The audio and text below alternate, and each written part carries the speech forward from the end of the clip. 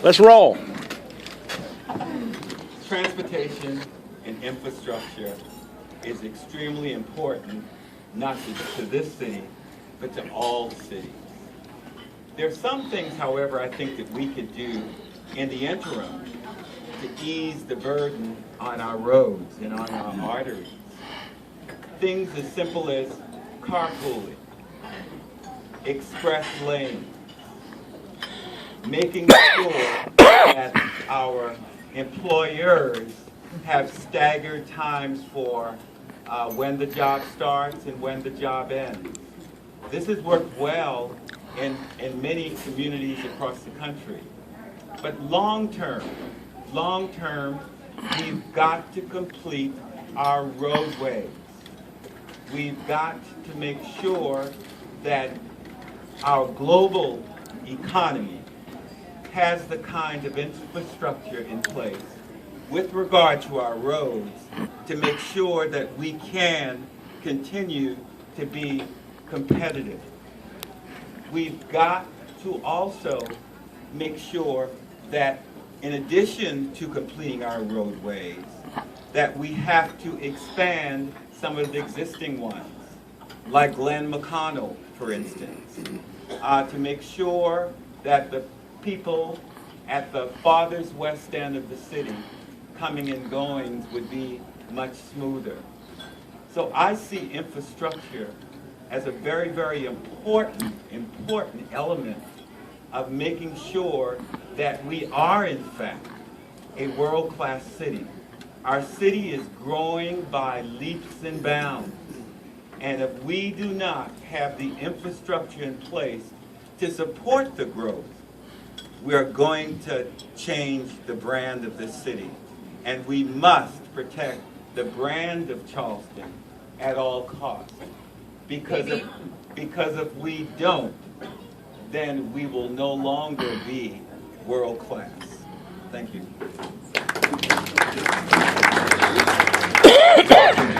So I'm really happy and proud to be the first candidate to put out a comprehensive, detailed transportation and mobility plan, and I really hope you'll take a look at it on my website and tell me what you think about it. I am a proponent of a comprehensive, all of the above approach. It's the only way that we're going to fix our traffic and congestion problems. We can't just tinker around the edges, sinking some traffic lights. So my plan includes improving and having new roads.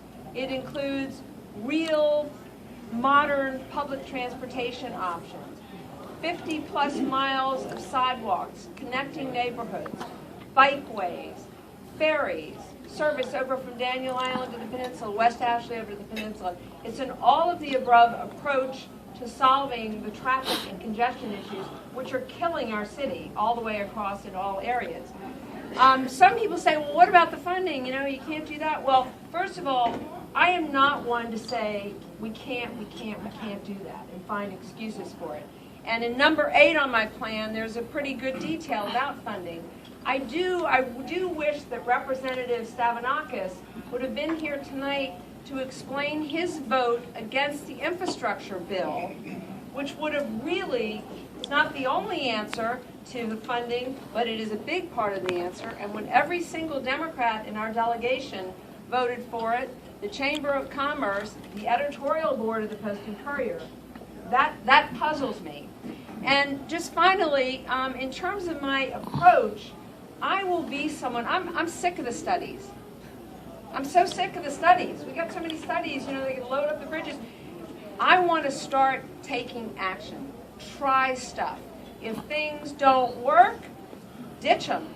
Try something else. If things do work, let's do more of them. Let's get moving and really take care of the traffic issues. We can do it, and it's, in my view, the most important thing that we've got in front of us to do. Thank you.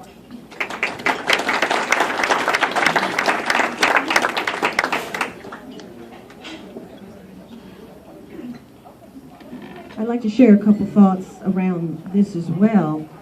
CARTA has a massive job, And when you look at the bus sheds, the places that people stand, I wonder what we could do to make those a little more sexy and a little more enticing. Like add Wi-Fi. If you've got to sit for an hour, at least we can do some work while we're waiting. The other thing is, when I lived up in D.C., we had something called HOV lanes, high occupancy vehicles. That's something that we could begin to implement as well. I'd like to try that bike lane. I keep hearing a lot about that. That's something that we could begin to do pretty quickly. And then the other piece of that is, there are a number of businesses, and I saw this when we had the Cooper River Bridge Run, who had buses for their employees, and they met at different locations, so they never brought a car. There was a bus to drop them off, and there was a bus to pick them up. That is something that I would like to talk to local businesses about. Would you be willing to invest in a bus system for your employees? Would they even be willing to take the bus one day a week? Let's try it, gather the data, and see what works, and go from there. Thank you.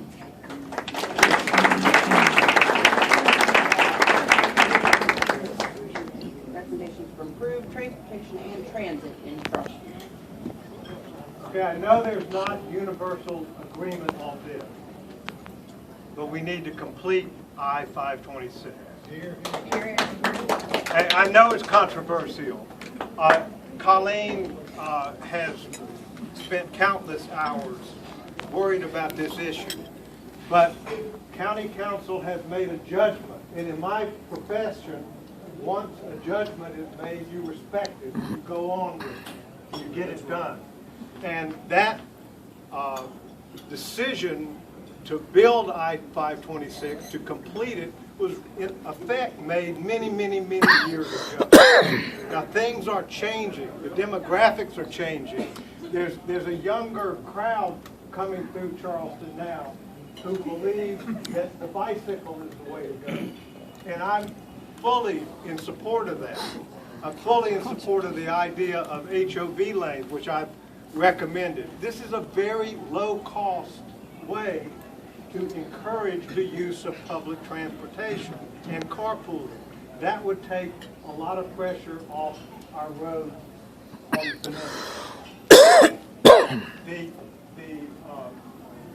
bike lane conversion of the Ashley River Bridge, Legree Bridge, is an interesting idea.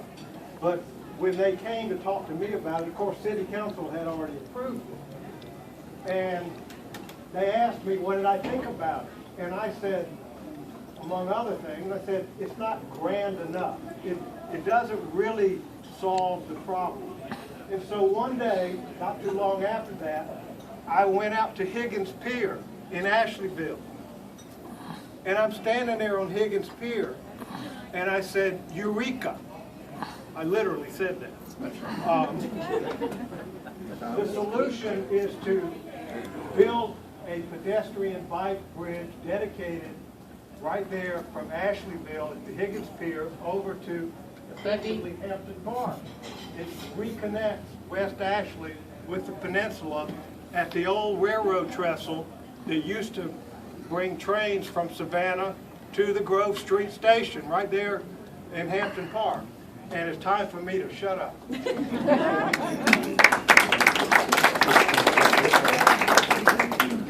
Thank you. There's no silver bullet to fixing our transportation problems, and it will take a comprehensive, many-pronged approach to fix things. And I agree with Paul that I-526 should be completed, and we need to finish existing road projects that have already been planned, like intersection improvements out of Main Road and Savannah Highway and 7 and 61.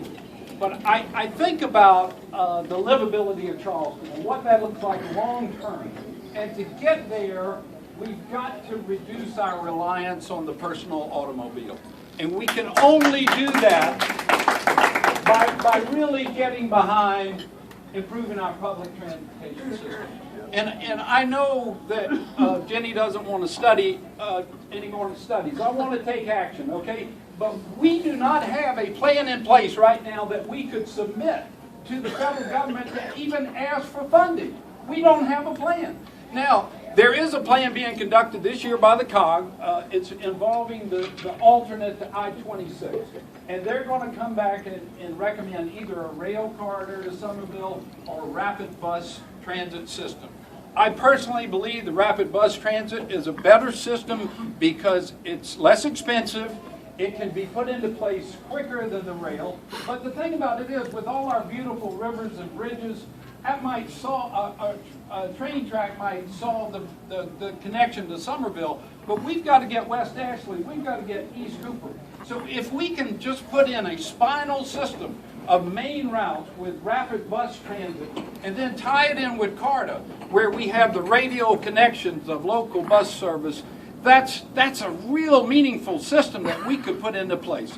Public transit has got to be what we've got to focus on to reduce our reliance long-term on the automobile. Yes, we do bikes. Yes, we make our city pedestrian-friendly.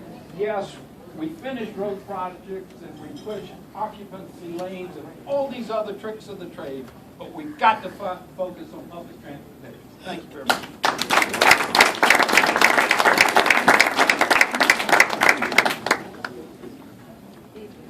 Dudley, there have been many questions that have been submitted to be asking about this $10.10.